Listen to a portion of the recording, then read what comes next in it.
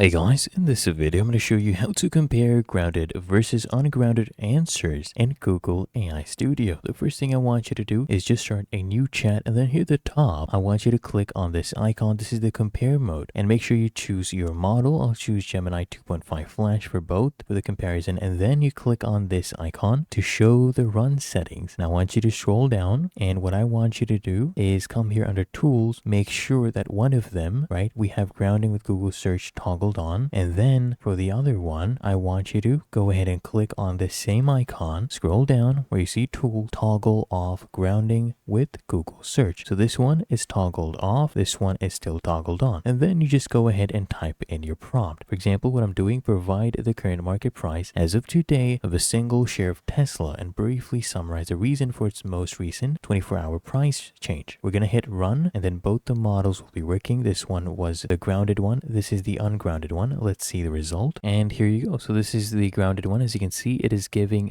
the exact date and very specific results, technical detail, accurate. Okay, and here as well, if you look at the ungrounded one, it may give you a general vague answer about the price, and it might confuse it with a predecessor sometimes, just tell you it doesn't have access to live market data. And that is how to compare grounded versus ungrounded answers in Google AI Studio.